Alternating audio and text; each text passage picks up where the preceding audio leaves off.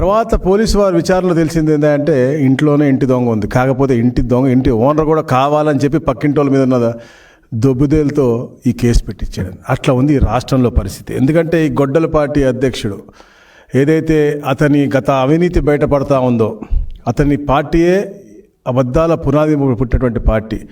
ఈరోజు మనం చూస్తూ ఉన్నాం.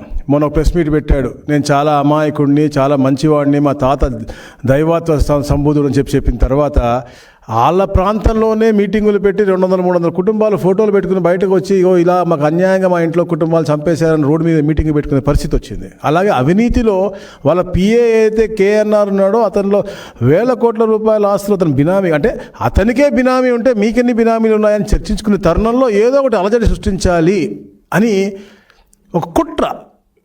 వాళ్ళ పార్టీ గొడ్డల పార్టీ.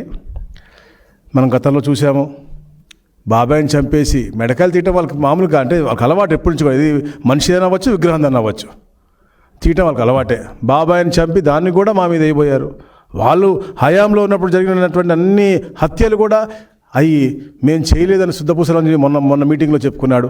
అంటే నేను చెప్తా ఉన్నాను, వాళ్ళకి ఒకటే కావాలా, ఈ రాష్ట్రం అభివృద్ధి చెందకూడదు, ఎప్పుడు అలజడి సృష్టించాలి, యువతకి ఉపాధి కలగకూడదు, నో జాబ్స్, నో ఇండస్ట్రీస్, వచ్చే వాళ్ళని కూడా తరిమి కొట్టేయాలని తప్ప రాబోయే తరాలు బాగుండాలని ఎప్పుడు ఆలోచన ఉండకూడదని చెప్పేసి కూడా వాళ్ళు ఆలోచన చేస్తూ ఉంటారు. ఎందుకంటే ఇక్కడ చూస్తూ ఉన్నాం, వాళ్ళ పేరు వాళ్ళు సాధకం చేసుకుంటా ఉన్నారు. మొన్న మనం చూసే నంద్యాల జరిగిన సంఘటన, రాజశేఖర్ రెడ్డి గారి విగ్రహాన్ని వాళ్ళ అనుచరులతోనే విధ్వంసం చేసి తలకాయని తీసేసి దాన్ని ఏదో తెలుగుదేశం పార్టీ నాయకులు చేశారని చిత్రీకరించిపోయి దొరికిపోయినటువంటి పరిస్థితి. వాళ్ళ సొంత మనిషి, వాళ్ళ మాజీ ఎమ్మెల్యే యొక్క సొంత మనిషి జంబులయ్య. మనం చూస్తూ ఉన్నాం ఎలా తీసాడో, మీరు చూడండి ఒకసారి వీడియో.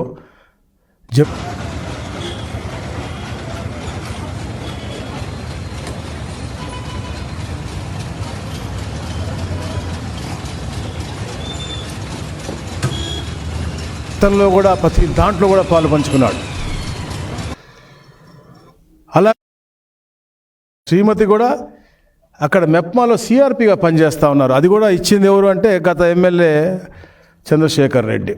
ఆవిడ 2019 నుంచి మెప్మాలో పనిచేస్తూ ఉన్నారు. ఇలాంటి వారు రవిచంద్ర కిషోర్ రెడ్డి, ఇలాంటి వారు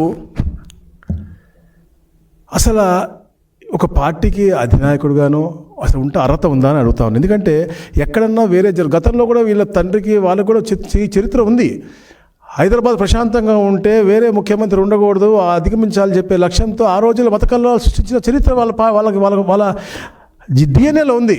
తాత, తండ్రి, ఈయన అందరికీ ఉంది. అందుకని ఈ రోజున ప్రశాంతంగా ఉన్నటువంటి ఆంధ్రప్రదేశ్ పెట్టుబడులు విపరీతంగా వస్తూ ఉన్నాయి. మొత్తం ప్రపంచం అంతా ఇటువైపు చూస్తూ ఉంది. దాంట్లో అలజడి చేయాలని చెప్పేసి జరగని డిఎస్సిలో గొడవని చూపించి కావాలని రోడ్డెక్కి, అలాగే డైవర్షన్ పాలిటిక్స్. జంబులయ్య అసలు మీరు క్లియర్ కట్ కనపడుతుంది అక్కడ మనకి. జంబులయ్య అనే మనిషి ఇలా చేశాడు. దాని తర్వాత ఏం చేశారు వీళ్ళు, వాళ్ళ మనుషులనే జెండాలు ఇచ్చి పంపించి నిరసనలు, అల్లరి సృష్టించమని మా నాన్నగారి విగ్రహాన్ని విధ్వంసం చేశారు. ఎందుకంటే వీళ్ళకి ఒక సీక్వెన్స్ ఉంటుంది ఈ పార్టీ నాయకుడికి. శవము, సింపతి, స్టాచ్యూ. తండ్రి గారు శవం పెట్టాడు, దాని ద్వారా సింపతి పొందుదామేమో, ముఖ్యమంత్రి అవుదామని చూశాడు, అది కుదరలేదు. దాంతో వెంటనే ఊరా విగ్రహాలు పెట్టాడు. ఆ విగ్రహాలు ఈరోజు విధ్వంసం చేసి మా మీద బోధజల్దాన్ని చూస్తూ ఉన్నారు. అంటే అసలు వీళ్ళు ఎక్కడికి వెళ్తున్నారు, ఏం చేద్దాం అనుకుంటున్నారు? గతంలో మనం చూశానంటే నేను చెప్పిన విధ్వంసాలు అంటే విగ్రహాలు మళ్ళీ పెట్టుకోవచ్చు, మనం ఎన్నుకోవడానికి పెట్టుకోవచ్చు, కానీ పగిలిన హృదయాలు ఎలా ఉంటాయి అది ఆలోచించాలా. కావాలని చెప్పేసి ఇలాంటి రెచ్చగొట్టే ధోరణిలో మీరు చేస్తూ ఉంటే ఎట్టి పరిస్థితిలో మేము ఒప్పుకునేది. ప్రశాంతమైన వాతావరణం ఉంది. ఇలాంటి అనవసర వదంతులు ఎట్టి బస్సు చెబితే మాత్రం ఎట్టి బస్సు మేము ఊరుకునేది లేదు అని చెప్తా ఉన్నాం. ఎందుకంటే గతంలో కూడా మేము చెప్పాం, వివేకాన్ని హత్య చేశారు, తర్వాత మీరు ఆ శవంతో ఎంత రాజకీయం చేశారండి. నెక్స్ట్ డే మార్నింగే నారాసుర రక్త చరిత్ర అని చెప్పేసి మా అధినాయకుడు చేతిలో గొడ్డలు పెట్టినటువంటి పరిస్థితి. మరి అలాగే 2014-19లో 150 కుట్రలు పన్నారు. ఈ రాష్ట్రాన్ని 30 సంవత్సరాలు వెనక్కి తీసుకెళ్లారు. అనేక కంపెనీలకు మనం భూములు ఇస్తే వాటి మీద కోర్టు కేసులు పెట్టారు. డిఎస్సి నిర్వహిద్దామని మేము వెళ్తే మొన్న కూడా నిర్వహించకూడదనే విధంగా ఎన్నో కోర్టు కేసులు అన్నీ అధిగమించి ఈరోజు మా నాయకుడు డిఎస్సిలో అంటే టాప్ మోస్ట్గా సూపర్ క్లారిటీగా చేసి పెడితే దానికి కూడా మీరు కుట్ర పనేసి మీరు ఇవాళ రోడ్డు ఎక్కుతూ ఉన్నారంటే అసలు మీరు ఏం చేద్దాం అనుకుంటున్నారని అడుగుతాను. మీకు సింగయ్య అని మీ యొక్క కార్యకర్త మీ కారు కింద పడి చనిపోతే వాళ్ళ ఇంటికి వెళ్ళి పుచ్చకాయలాగా అతను మేము చెల్లిపోయారు మీరు తొక్కేసి. వాళ్ళ ఇంటికి వెళ్ళి పరామర్శ సమయం మీకు లేదు. కానీ ఇట్లాంటి విగ్రహాలను మాత్రం ధ్వంసం చేసి వాటిని మా మీద చేయడం అనేది నిజంగా చాలా బాధాకరంగా ఉంది. ఎందుకంటే గతంలో కూడా మీకు అంబేద్కర్ గారి విగ్రహానికి నిప్పు పెట్టి దాన్ని కూడా తెలుగుదేశం పార్టీకి మీరు అంటించదాన్ని చూశారు. అంటే మీ క్రూరత్వానికి మీ యొక్క మానసిక పైశాచికత్వానికి ఎన్నిటికి కూడా అది నిదర్శనం అని చెప్పేసి కూడా నేను తెలియజేస్తా ఉన్నాను. ఎందుకంటే జంబులో ఎవరైతే ఉన్నారో అతనే వచ్చి నేను ఎందుకు చేశాను, ఎలా చేశాను, ఏ పార్టీలో ఉన్నాను కూడా అతను సొంత వీడియో కూడా ఉంది. కానీ ఈ సాక్షిలో రాదు. ఎందుకంటే ఇది వాళ్ళకే హానికరమైంది. అదే మామూలుగా రాజశేఖర రెడ్డి గారి విగ్రహం ఎవరైనా ధ్వంసం చేస్తుంటే సాక్షిలో ఫ్రంట్ పేజ్ పెట్టి ఇంకా ఈ రాష్ట్రంలో అందరినీ కూడా రెచ్చగొట్టే ధోరణితో మీరు మాట్లాడేవాళ్ళు. ఎప్పుడైతే దొరికిపోయారో దొంగ దొరికిపోయిన తర్వాత ఈరోజు మళ్ళీ దాన్ని సబ్సైడ్ చేయడం కోసం మీరు వేరే అన్ని తీసుకొచ్చి ఈరోజు రోడ్డు మీద మీ కార్యకర్తలు రోడ్డు మీద డిఎస్సీ అని అదాన్ని పంపిస్తూ ఉన్నారు. ఇదేమన్నా కరెక్టా? ప్రజలు కూడా చూస్తూ ఉన్నారు, మీరు చూడండి. నా పేరు బాలమ్మ, మా ఆయన పేరు వచ్చేసి జమలయ్య సార్. నేను సిఆర్పిగా 2019లో ఎక్కాను సార్. నాకు ఉద్యోగం ఇప్పించినందుకు నా వైసీపీ పునఃసేసే గారే ఇప్పించారు సార్. నాకు మా పెళ్లి కాకముందు నుంచి ఆయన ఈ ప్రభుత్వానికి మా మామ అందరం ఫేవర్ సార్ పునఃసేసే గారికి. వైసీపీకి కూడా మేము ఎటువంటి విరోధులు అయితే కాదు సార్. మేము అది గొడ్డలి పార్టీ అనేది స్థాపించినప్పటి నుంచి ఇదే కుట్ర, ఇదే 2014 నుంచి కూడా 2014లో ఓటమి అయిన తర్వాత ఇలాంటి కుట్రలు ఎన్నో పన్నారు. 2019 రావడం కోసం ఎన్నో అబద్ధాలు చెప్పారు. 2019 వచ్చిన తర్వాత అంటే మీరు చూసి అన్ని విషయాల్లో అమరావతి విషయం అవ్వచ్చు, మీకు యువత గురించి అవ్వచ్చు, దేని విషయం 2014-19 ఒక్క వాళ్ళకి ఉద్యోగం ఇచ్చారండి? ఒక్క టీచర్ ఉద్యోగం ఇచ్చారండి? ఒక్క కానిస్టేబుల్కి ఉద్యోగం ఇచ్చారండి? గౌరవ లోకేష్ గారు ఎడ్యుకేషన్ ఛాలెంజింగ్గా తీసుకుని తప్పకుండా యువతకు ఉపాధి కల్పిస్తాను, అది ప్రైవేట్ రంగం అవుతుంది, అలాగే డిఎస్సి ద్వారా ప్రజలకు ఇప్పిస్తా, అలాగే జాబ్ క్యాలెండర్ కూడా ఇస్తా అని చెప్పారు. దాన్ని మొట్టమొదటి రోజు గౌరవ ముఖ్యమంత్రిగా సంతకం పెట్టించి 16,347 పోస్టులు ఇవ్వడం జరిగింది. అదొక పారదర్శకంగా ఎక్కడ కూడా ఇబ్బంది లేకుండా టీసీఎస్ చేసే విధంగా, అలాగే ఏదో కంప్యూటర్ బేస్డ్ టెస్ట్ విధానంతో ఒక అద్భుతమైన కార్యక్రమం అది కూడా. అంటే ఈ దేశంలో ఎన్నో అంటే గేట్ అవ్వచ్చు, క్యాట్ అవ్వచ్చు, ఏపీపీఎస్సీ అవ్వచ్చు, ఎన్టీఏ అవ్వచ్చు, ఐబీపీఎస్ అవ్వచ్చు, ఇట్లా ఎన్నో ఎగ్జామ్స్ ఎలా అయితే ప్రక్రియ జరుగుతుందో అలాంటి ప్రక్రియలో చేసినటువంటి అద్భుతమైనటువంటి కార్యక్రమం. దానికి ఒక ప్రొసీజర్ ఉంటుంది. ఒక కంప్యూటర్ ఆటోమేటిక్గా ఒక స్టూడెంట్కి వచ్చిన క్వశ్చన్ పేపర్ ఇంకొక స్టూడెంట్కి రాకుండా ఒక డేటా డిలీట్ అంటే అన్నీ చేశారని చెప్పి అన్ని అబద్ధాలు చెప్తా ఉన్నారు. ఇలాంటి ఏమి తావు రాకుండా ఒక అద్భుతమైన ప్రక్రియతో, ట్రాన్స్పరెంట్ ప్రక్రియతో టెక్నాలజీని వాడి చేస్తే దాన్ని కూడా బురజల్లి ఈరోజు మీరు రోడ్డు ఎక్కుతాను అంటే ఎన్ని డైవర్షన్ పాలిటిక్స్. తప్పకుండా ఏదైతే మీరు అవినీతి చేశారో 2019-20 అన్నింటిపైన కూడా చర్యలు ఉంటాయి. మీరు ఎన్ని డైవర్షన్ చేసినా మీరు, మీ బినామీలు, మీ పిఏలు, బినామీలు అందరి పేర్లు కూడా తప్పకుండా బయటకు వస్తే అలాగే నేను హెచ్చరిస్తూ ఉన్నా కూడా మీరు. ఎందుకంటే ఇట్లాంటి విధ్వంసాలు చేసి ఒక పక్క డిఎస్సిది తప్పుదో పట్టించి మీరు దొరికిపోతారనేది, ఇట్లాంటి తలకాయలు తీసేసి మళ్ళా దొరికిపోతారు అని చెప్పేసి మళ్ళీ పక్కదావ పట్టించాక ఈరోజు మీరు రోడ్డు ఎక్కితే అంటే ఎవరు ఊరుకోరు. మీకు అలవాటు ఉంది మనుషుల తలకాయలు తీయటం, విగ్రహాల తలకాయలు తీయటం. కానీ ఇది ఎదుటి వాళ్ళ మీద వేసి కుట్ర వేసి మీరు కావాలని మీరు ఇట్లా అశాంతిగా ఈ రాష్ట్రాన్ని ఎన్నో అంటే గతంలో మీ తండ్రి గారు చేసినట్టు హైదరాబాద్లో చేసినట్టుగా ఇక్కడ చేయాలనుకుంటే ఈ తెలుగుదేశం పార్టీ కానీ ఈ పోలీసు వారు కానీ ఎవరు కూడా ఒప్పుకోరని చెప్పి తెలియజేస్తా ఉన్నాను.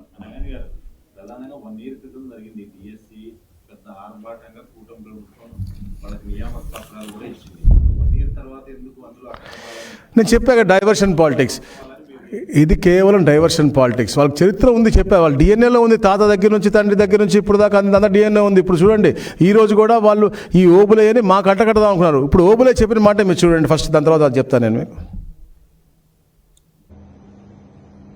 సార్ నా పేరు చాకలి జమలయ్య, మా నాన్న పేరు చాకలి నాగయ్య. నాకు 2003లో పెళ్ళయింది. మా నాన్న 2020లో చనిపోయాడు. మా భార్యకు వచ్చేసి పునఃసేసయ్య గారు ఆమెకు సిఆర్పిగా జాబ్ ఇప్పించారు. నాది కూడా అడగమని కొద్దిగా అడిగాను. పెండింగ్లో పెట్టాడు కొద్దిగా, దేనికోసం తెలియదు నాకు. నేను ఇప్పుడు వైసీపీలోనే కొనసాగుతున్నాను సార్ నేను. వాళ్ళు ఏదో నేను మా నాయన ఇప్పించి దొరికిపోయారు. అంటే ఇది మళ్ళీ వాళ్ళ నాయకులు రెచ్చగొట్టి మొత్తం కూడా ఒక అవాంఛ సంఘటన జరిగినట్టుగా ఒక క్రియేట్ చేసి అంత శాంతి భద్రతలతో విఘాతం చేసే విధంగా ఒక కుట్ర పన్నారు. దొరికిపోయారు కాబట్టి వాళ్ళు వెంటనే అడిగేసి డిఎస్సి మీద చూపిస్తూ ఉన్నారు. అంటే కుతంత్రం కుట్ర. ఎందుకంటే ఒక మల్టీ లెవెల్ అద్భుతమైనటువంటి కార్యక్రమం సెషన్లో జరుగుతుంది అన్నమాట. ఈ ఎగ్జామ్ కూడా డిఎస్సి ఏదైతే ఉందో ఎక్కడ కూడా ఒక పేపర్ ఇంకోటికి వచ్చేది కానీ లీక్ అయ్యే ప్రశ్నే లేదు. ఒక పరీక్షలు అయిన తర్వాత కూడా ఒక కీ ఇచ్చే విడుదల చేసే విధానం ఉంటుంది, అభ్యర్థులు ఎంపిక చేసిన విధానం ఉంటుంది, దాంట్లో అభ్యంతరాలు ఉంటాయి. అన్నీ ఒక టైం బౌండెడ్ ప్రోగ్రాంలో అద్భుతంగా రూపకల్పన చేసి వాళ్ళందరికీ ఇచ్చి కూడా సంవత్సరం అయింది. అంటే మీరు ఇప్పుడు ఎవరైతే ఉద్యోగం చేస్తూ ఉన్నారో అంటే ట్రైనింగ్ అయిపోయిందో చేసే వాళ్ళందరి ఆశల్ని విఘాతం కలిగించే విధంగా వీళ్ళ కుట్రలు, అంటే ఒక అనిశ్చితి వాతావరణం తీసుకోవాలని ఈరోజు 24 లక్షల ఉద్యోగాలకి పగడ్బందీగా ప్రణాళికతో కింద క్షేత్రస్థాయిలో అమలవుతూ ఉంది. ప్రైవేట్ రంగం అవ్వచ్చు, ఇంకో రంగం అవ్వచ్చు, ప్రభుత్వ రంగంలో ఎన్నో వస్తూ ఉన్నాయి. దానికంటే మంచిగా రాణిస్తూ ఉన్నారు యువత. ఇవాళ ఈరోజు జెన్జీ అవ్వచ్చు, ఆల్ఫా జెన్ అవ్వచ్చు, ప్రతి ఒక్కరికి కూడా ప్రణాళికాబద్ధంగా 30 సంవత్సరాలు ఈ రోజు నుంచి ముందుకు కూడా ఎంతమంది పిల్లలు ఉంటారో వాళ్ళందరికీ ఉపాధి ఎలా కల్పించాలని తపంతో గౌరవ ముఖ్యమంత్రి గారు నారా లోకేష్ గారు, పవన్ కళ్యాణ్ గారు తపన పడుతూ ఉంటే ప్రతిదానికి కుట్ర పన్ని, కుతంత్రాలు పన్ని, ఎక్కడెక్కడ ఒక అవాంఛ సంఘటనలు తీసుకొచ్చి లేకపోతే మాయ చేసి డిస్టర్బ్ చేయాలని చూస్తూ ఉన్నారు, రెచ్చగొట్టాలని చూస్తూ ఉన్నారు. ఈరోజు వాళ్ళ ఉద్యమాల్లో ఎక్కడ కూడా యువత లేరే. యువతకు నమ్మకం ఉంది మా పార్టీ మీద. మీరు చూడండి, ఈరోజు ఏదో పిలిపించారు కలెక్టరేట్ ముట్టడని, ఎక్కడ కూడా యువత లేరే. వాళ్ళకి నమ్మకం ఈ తెలుగుదేశం పార్టీ మీదనే ఉంది. కాబట్టి దానిలో ఏదైనా చిచ్చు పెడదాము ఎందుకు చెప్పా. ఇంత కూడా అబద్ధాల పునాదులు పుట్టిన పార్టీ అన్న అబద్ధాలు చెప్తూ ఉంటారు. ఇట్లా రెచ్చగొట్టే ధోరణి వాళ్ళకి అలవాటు. గొడ్డలి పార్టీ నినాదం సిద్ధాంతమే అది. కాబట్టి వాళ్ళు అలాంటి పనులు చేస్తారు. ఈరోజు కూడా కలెక్టర్ ఆఫీస్ బయట అంతా వాళ్ళ నాయకులు వాళ్ళ గుండాలు పెట్టుకుని వాళ్ళు తిరుగుతున్నారు తప్ప యువత నిజంగా యువతకి ఫీల్ అయ్యి ఉంటే, తప్పు జరిగిందని అనిపించుంటే వాళ్ళకి ఇలా ఉండేది కాదు. ఈరోజు యువత బ్రహ్మాండంగా హ్యాపీగా ఉన్నారు. రాష్ట్రంలో గూగుల్ వస్తూ ఉంది, ఒక పక్కన ఏరో సిటీ వస్తూ ఉంది, డ్రోన్ సిటీ వస్తూ ఉంది, ఆమ్కా చేశాము, రాయల్ ఎన్ఫీల్డ్ వస్తూ ఉంది, క్యారియర్ వస్తూ ఉంది, టీసీఎస్ వచ్చింది. మీకు అసలు మీరు ఈ పేరు చెప్పుకుంటే ఏదైతే ఈ ప్రపంచంలో ఉన్నటువంటి అన్నిట్లో టాప్ బ్రాండ్స్ అన్నీ కూడా అదాని డేటా సెంటర్ అవ్వచ్చు, రిలయన్స్ అవ్వచ్చు, ఇట్లా పేరు చెప్పుకుంటే పోతే ఎన్నో అన్నీ వస్తాయి. తప్పకుండా ఈ రాష్ట్ర ముఖ చిత్రం మారబోతూ ఉంది. టూరిజంలో అగ్రస్థానంలోకి వెళ్తూ ఉంది. మనం ఇస్తున్నటువంటి పాలసీ ఏదైతే ఇచ్చామో దాని ద్వారా ఎంతోమంది పెట్టుబడులు వస్తున్నాయి. భవిష్యత్తులో కూడా సముద్ర తీరం మొత్తం కూడా అలా దాంతోపాటు మనకి ఏదైతే టోపోగ్రఫీ, జియోగ్రఫీ బాగున్నాయి, అన్నీ కూడా టూరిజం ప్రాంతాలుగా పెరుగుతా ఉన్నాయని చెప్పేసి మొన్న కూడా మనకి కేరళలో అవార్డు వచ్చింది. అంటే అన్నిట్లో కూడా అగ్రస్థానానికి వెళ్తున్నప్పుడు ఒక అనిశ్చితి క్రియేట్ చేయాలి, భయభ్రాంతులు క్రియేట్ చేయాలి. ప్లస్ వాళ్ళ మీద ఎవరైతే దొరికిపోతూ ఉన్నారో వాళ్ళు అన్ని రకాల లిక్కర్ స్కామ్ అవ్వచ్చు, ల్యాండ్ స్కామ్ అవ్వచ్చు, మీరు ఏదైనా చెప్పండి, అన్ని స్కాముల్లో వాళ్ళు దొరికిపోతూ ఉన్నారు. కాబట్టి దాన్ని పక్కదో పట్టించాలి అని చెప్పేసి విధంగా ఈ కుట్రలు కూడా చేస్తూ ఉన్నారు. నేను చెప్తా ఉన్నా కదా, వాళ్ళ తాతలు చేసినటువంటి, వాళ్ళ పూర్వీకులు చేసినటువంటి హత్యాకాండ గురించి చెప్పుకుంటూ ఈరోజు మొన్న ఏదైతే అతను ప్రెస్ మీట్ పెట్టుకున్నాడో అతనే అందరిలో కూడా మళ్ళీ ఆ భయభ్రాంతి గుర్తేసి అందరూ బయటకు వచ్చి చెప్తున్నారు. ఎక్కడ అది బయటకు వచ్చేస్తుందో అని చెప్పేసి భయంతో మళ్ళీ ఈ కుట్ర పన్నాడు. లేదా నంద్యాలలో వెళ్ళి వాళ్ళ తండ్రి నాయకుడు అతనే తలకాయ తీపించుకుని అతనే మళ్ళీ ధర్నాలు చేపించామంటే ఇట్లాంటి పర్వర్టెడ్ మనిషిని మనం ఈ ప్రపంచంలో ఎక్కడ చూడము. అందుకనే అతను గొడ్డలి పార్టీ యొక్క అధినాయకుడు అయ్యాడు, ఆ గొడ్డలి పార్టీ యొక్క అధినేత అయ్యాడు. అతనికి నిజంగా మేము మాత్రం చెప్తాను, తెలుగు ప్రజలు మాత్రం ఎట్టి పరిస్థితుల్లో అతనికి క్షమించరు. ఆ 11 కూడా ఎందుకు ఇచ్చామనే బాధపడే రోజులో ఈరోజు వాళ్ళు బాధపడతా ఉన్నారని చెప్పేసి కూడా తెలియజేస్తాను. Thank you.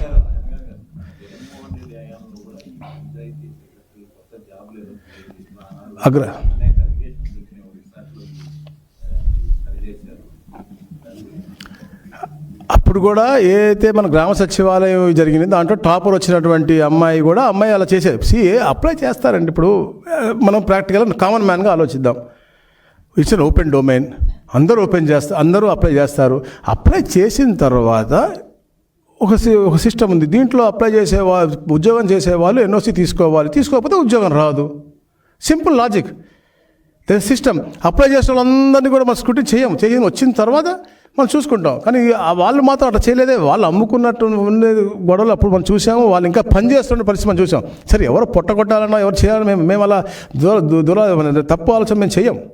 కానీ ప్రక్రియ అనేది మా దగ్గర సిస్టమ్ క్రిస్టల్ క్లియర్గా ఎక్కడ కూడా తప్పు జరగనటువంటి ప్రక్రియ ప్రపంచం ఏదైతే పాటిస్తూ ఉందో టెక్నాలజీ అలాంటి టెక్నికల్ జంబ్లింగ్ చేసుకుంటూ ఏది కూడా లీక్ అవ్వకుండా ఉండే విధంగా ఇది రూపకల్పన చేసి ఇది సక్సెస్ఫుల్గా దేశంలో విదేశాల్లో ప్రూవ్ అయిన ఏదో మెథడాలజీ ఉందో దాని ప్రకారంగా చేసాను తప్ప ఎక్కడ కూడా మిస్టేక్ జరగలేక సంవత్సరం తర్వాత వాళ్ళ కుట్రలు కుతంత్రాలు బయటకు వస్తున్నాయి కాబట్టి ఈ పక్కదోవ పెట్టే విధంగా ఈరోజు ఈ కార్యక్రమం పెట్టుకుని వాళ్ళు బయటకు ఎక్కారు తప్ప ఏది కూడా లేదు. ఉద్యోగస్తులు చేసేవాళ్ళు హ్యాపీగా ఉన్నారు, ఉద్యోగం లేని వారు కూడా భవిష్యత్తు తప్పకుండా ఉద్యోగం వస్తుంది. ఎందుకంటే వాళ్ళ చరిత్రలో వాళ్ళు కానీ వాళ్ళ ప్రిడిసెసర్స్ వాళ్ళ పార్టీలో ఉన్నటువంటి ప్రిడిసెసర్స్ కానీ వాళ్ళ ముందు పార్టీలో ఉన్నటువంటి వాళ్ళు కానీ ఎప్పుడు కూడా డిఎస్సీ పెట్టిన దాఖలాలు లేవు. ఎప్పుడు ఇచ్చినా కూడా ఈరోజు మేము గర్వంగా చెప్తాను అన్నారు. మొన్న చెప్తాను వాళ్ళ అమ్మకి చంద్రబాబు నాయుడు గారు ముఖ్యమంత్రి గారు అప్పుడులో ఉన్నప్పుడు ఉద్యోగం వచ్చింది, పాపకి ఇప్పుడు వచ్చింది అంటే అప్పుడు ఇచ్చిన కానీ చంద్రబాబు నాయుడు గారిదే. ఈరోజు లోకేష్ గారిది చంద్రబాబు నాయుడు గారు తప్ప ఇంకెవరిది కాదు. తప్పకుండా భవిష్యత్తులో కూడా రాబోయే తరాలు బాగుండాలన్నా, పిల్లలు బాగుండాలన్నా, తప్పకుండా వాళ్ళకి ఉపాధి కలవాలన్నా తప్పకుండా తెలుగుదేశం పార్టీ ద్వారానే సాధ్యమవుతుంది. చంద్రబాబు నాయుడు గారు లోకేష్ గారి ద్వారా సాధ్యమవుతుంది. Thank you.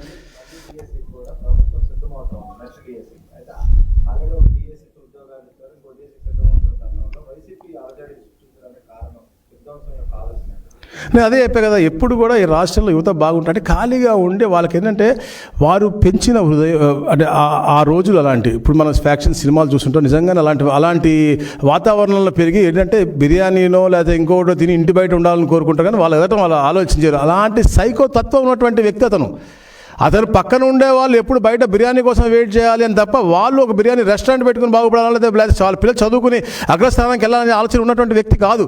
మా నాయకుడు అట్లా కాదు కదా. మా నాయకుడు ప్రతి ఒక్క ఇంట్లో కూడా ఒక వ్యాపారవేత్త ఉండాలా, ఒక మంచిగా చదువుకున్న వ్యక్తి ఉండాలా. ప్రతి ఇంటి ఇప్పుడు ఎందుకు మనం మా స్లోగన్ పెట్టాం, ఎవ్రీ హౌస్ వన్ ఆంట్రప్రెన్యూర్ అని. ఎందుకు పెట్టాం? ప్రతి ఇంట్లో ఒక వ్యాపారవేత్త ఉంటే ఒక ఇల్లు బాగుంటుంది, పరిసర ప్రాంతం బాగుంటుంది, ఉపాధి కల్పన వాళ్ళ ద్వారా కొందరికి వస్తుంది, ఒక మంచి వైబ్రెంట్ వాతావరణం వస్తుందని చెప్పే లక్ష్యంతో మేము చేస్తూ ఉంటాం. వాళ్ళకి ఎప్పుడు జరగకూడదు. ఈ మొన్న డిఎస్సీ జరగకూడదని 200 కేసులు వేశారు. అవన్నీ అధిగమించి మేము దాన్ని ప్రూవ్ చేసాం. మళ్ళీ డిఎస్సీకి ప్రిపేర్ అవుతూ ఉంటే ఎన్ని అడ్డంకులు పెట్టాలి. యువత ఉద్యోగాలు చేయకూడదు, ఎప్పుడు రోడ్డు మీదే ఉండాలన్న ఆలోచన వాళ్ళది. వాళ్ళ ఆలోచన అంత భయంకరంగా ఉంటుంది. యువత గ్రహించారు. తప్పకుండా వాళ్ళ భవిష్యత్తు కేవలం ఈ కూటమి ప్రభుత్వం ద్వారానే సాధ్యమవుతుందని చెప్పి నమ్మకంతో ఉన్నారు. Thank you gentlemen.